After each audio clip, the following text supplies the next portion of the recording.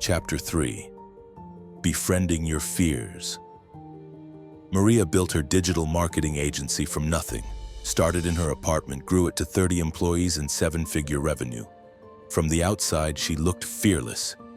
But inside, she was terrified. Terrified of losing clients, terrified of making the wrong hire, terrified of expanding too fast or not fast enough.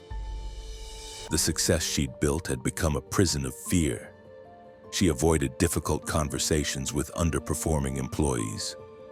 She turned down speaking opportunities. She wouldn't raise her rates even though she was undercharging.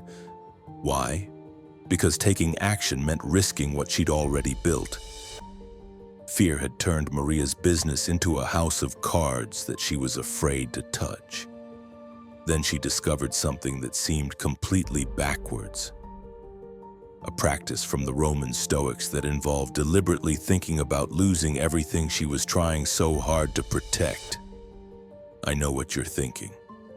That sounds like the worst possible advice for someone with anxiety. But stick with me, because this counterintuitive approach transformed Maria's entire relationship with fear.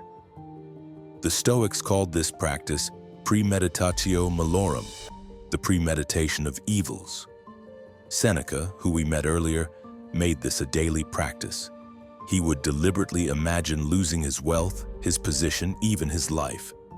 Now, this isn't about becoming pessimistic or attracting negativity. This is strategic mental conditioning. Think of it like a vaccine. You expose yourself to a small, controlled dose of imagined adversity to build immunity to the real thing. So Maria started practicing this. Every morning for 10 minutes, she would deliberately imagine her worst-case scenarios, losing her biggest client, having to lay off employees, starting over from scratch. And something remarkable happened. After a month of this practice, Maria realized something profound. She would survive.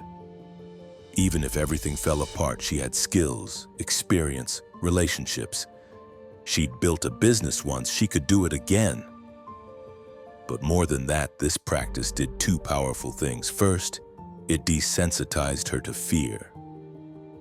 When you've mentally rehearsed your worst-case scenario dozens of times, it loses its power to paralyze you. Second, it flooded her with gratitude for what she currently had. Every day after imagining loss, she looked at her team, her clients, her success with fresh appreciation. 6 months later, Maria was unrecognizable. She raised her rates by 40%. She had difficult but necessary conversations with underperforming team members. She expanded into 2 new service lines. She started speaking at conferences. Her business didn't just survive, it thrived, because she was no longer making decisions from a place of fear. Here's how you can apply this. Once a week, spend 10 minutes imagining losing something you're afraid to lose. Your job, your relationship, your savings. Don't dwell on it, just observe it. Notice that in every scenario, you're still there. You still have your mind, your skills, your ability to adapt and rebuild. This isn't about expecting disaster. It's about building the inner confidence that you can handle whatever comes. When you know you can survive your worst-case scenario, you become fearless in pursuing your best-case scenario. But even with all these tools, sometimes anxiety hits us in the moment like a freight train. And when that happens, there's one Stoic truth that can stop it in its tracks.